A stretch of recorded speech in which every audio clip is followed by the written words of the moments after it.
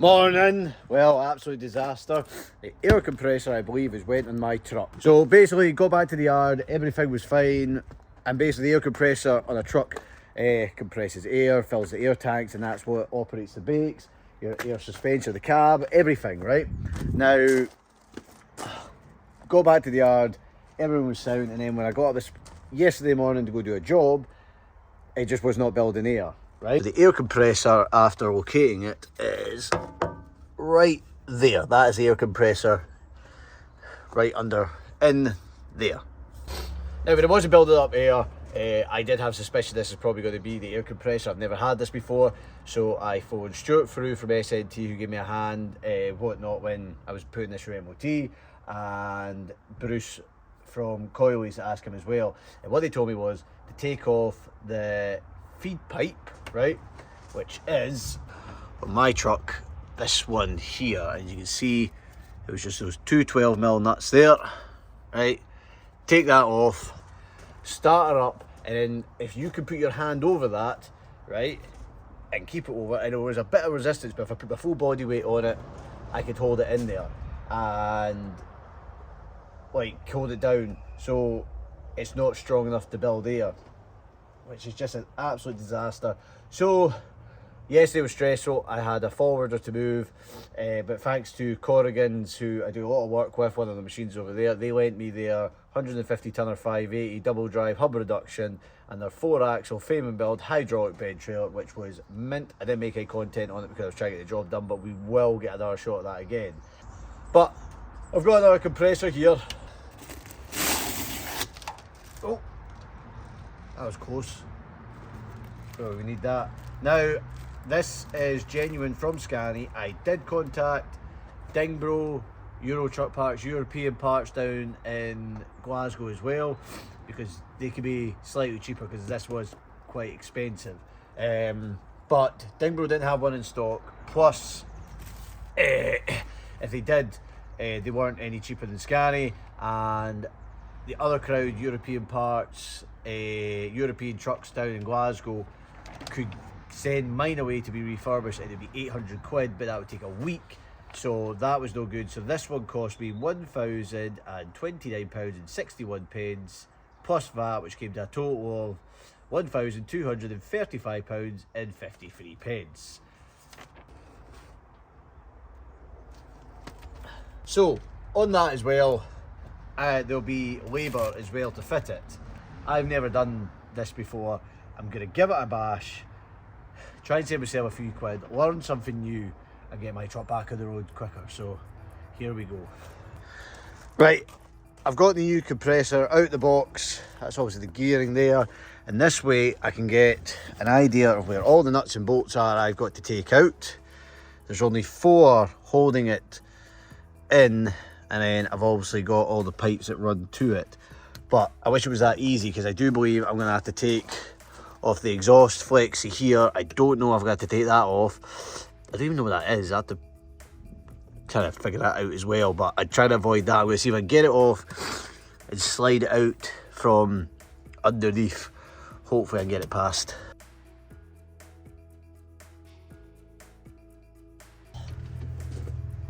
Well, that's us off to a great start. Oh no.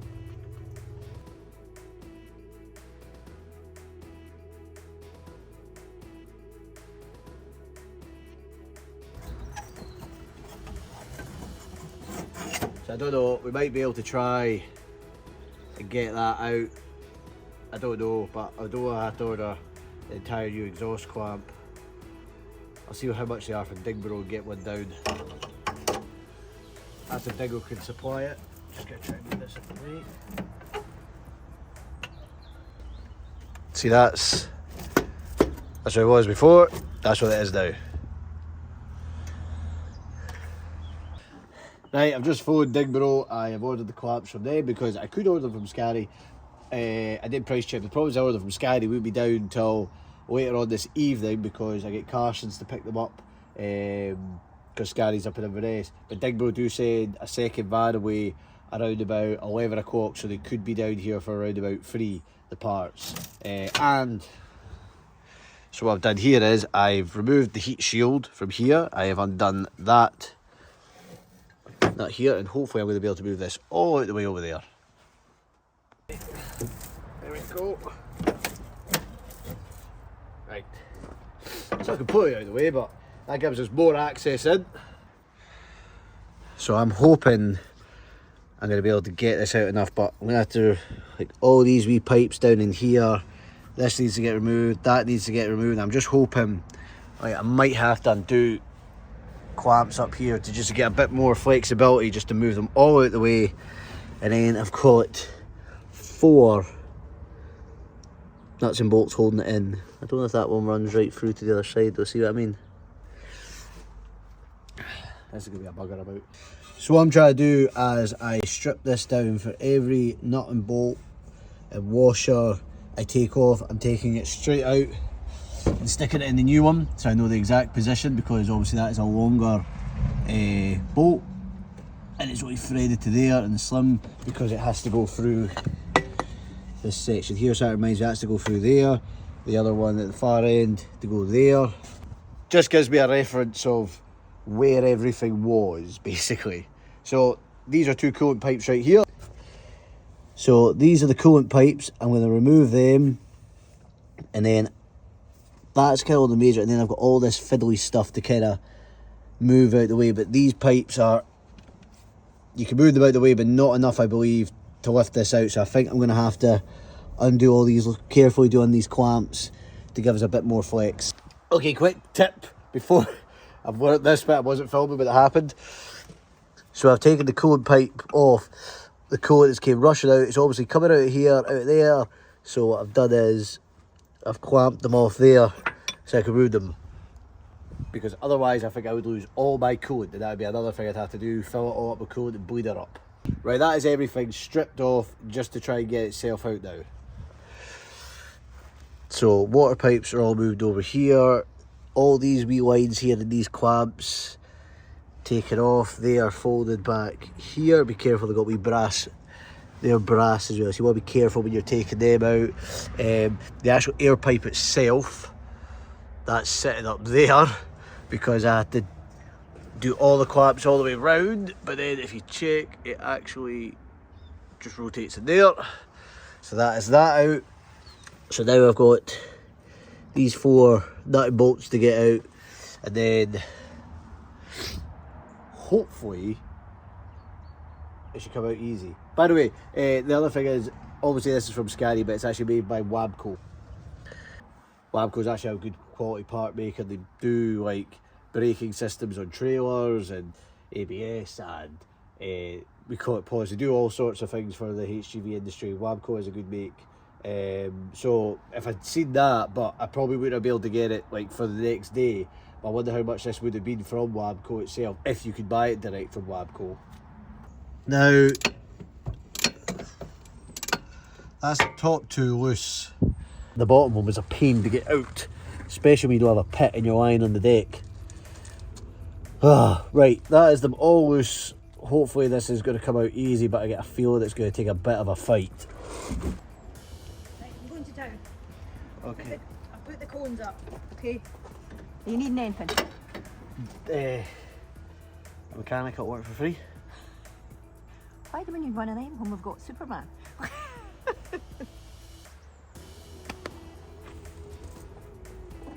Come on. Oh! Bugger. Oh!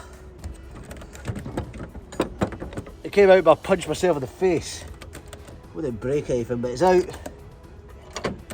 Ow.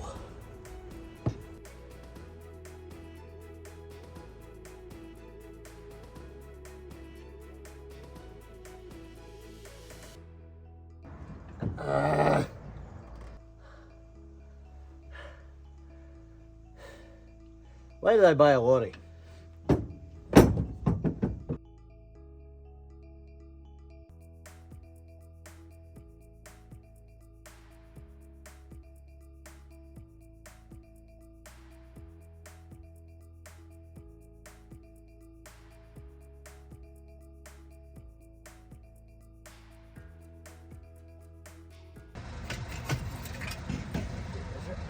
we go. Just give it the turbo a wee check as well. That's tidy, nice and tight. No movement in that. That's going to be so much more easier to get out. I'll be honest, the reason I didn't do that in the first place was because I thought I didn't look properly, but I thought I'd had to disconnect all that and I didn't want to touch them studs in case they snap. But once I realised it was that air pipe that ran to that, and yeah. So now I can get more access.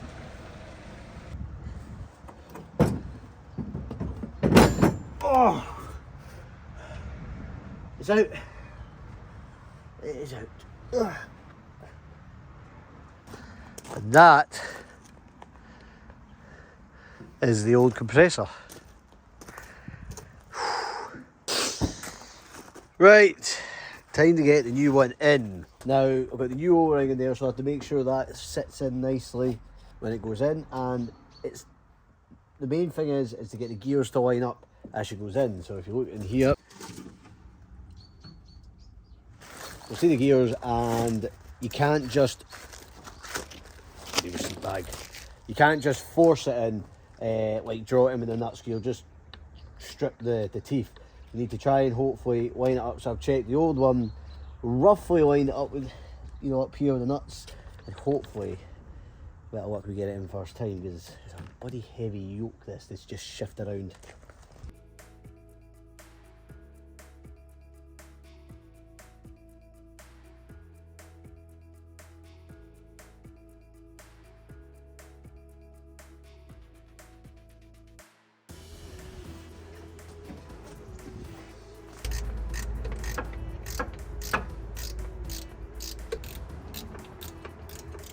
Right, that is it. In, all lined up. Just gonna tighten these bolts up just. Don't get too tight. Probably whether there is a torque setting for these, but I don't know it. If you do, comment below. Right guys, I've not been filming for a wee minute because I've been trying to sort a problem out. And we're kind of buggered. So basically, this stud stripped, okay? So that is one of these, okay? And I have done my best to fix it, reframed it, but I do not have a tap and die set for this particular thread. So when I've been looking around, where is it? I found that one. So I'm kind of hoping I can make this work. This is well above my level of expertise. I just give it a go. Oh no, if this goes wrong, I've really buggered it. So basically, you've probably seen one of these sets, but if you haven't, this is what you call a tap and die. And this is to re-thread, you know, strip nuts and bolts. And so all you do is get this on here. You know, just work it in, turn it, you'll find it biting in, but then turn it back and just work it around. Just keep a wee bit more every time, and eventually it'll cut a new thread. So hopefully, try this out. Let's see if this works. Woohoo! That is working. So I just need to go a wee bit deeper. But that's got us out a hole. Right, now that is cut and re-threaded, here's the replacement bolt. Now, how you drive one of these in, you can also see the shoulder, and that's where it stops. So you run a nut up it, and you run another nut, but you make sure you offset them. So you tighten this one, they don't just run down the thread. They'll stay there. You run it home, and you pinch that one with a shifter, spanner, whatever your choice, and another one that side, and move in the opposite direction, the lefty right, the righty loosey. And this one will eject, and then you can spin this one off, and that's you got an in-place stud. Give me a Loctite.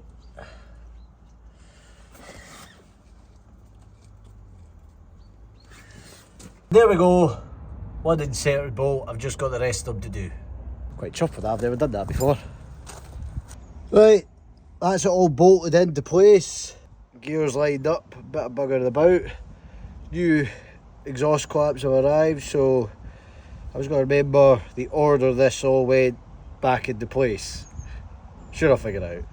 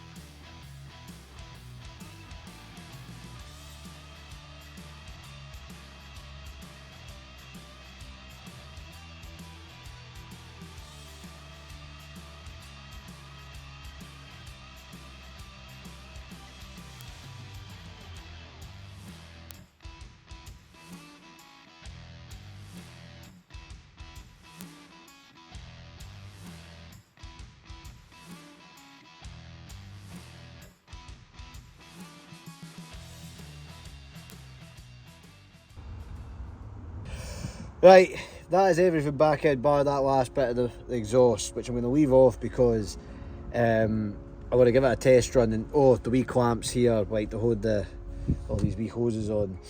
I want to give it a test run and see if it builds up here. I'm a wee bit nervous, to be honest. Oh god, damn it! Try to do this with the cab tilted. Here we go. Lost a wee bit of coolant, but we'll top that up.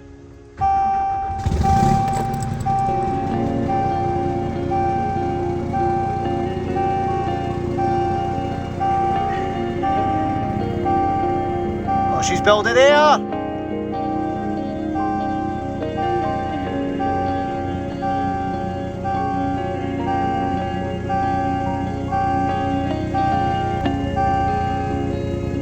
Aha! I can't believe that! Oh, I'm so chuffed! I fixed it! I fixed it! Oh! Oh god! And what a difference in build-up pressure straight away. Oh, I can't believe that. Guys, I've never done that. I've never done a compressor. I know some fitters in the bottom of the look, I was not that hard, but for me that was to take that on. I've saved myself a fortune in labour costs, so I'm delighted. Always remember, guys, give things a go, don't be defeated, really dig deep and you can really be surprised what you can achieve yourself. If you like this video, drop a comment, give me a thumbs up, and if you haven't already, subscribed, and on to the next video. Flat out, flat broke. Oost!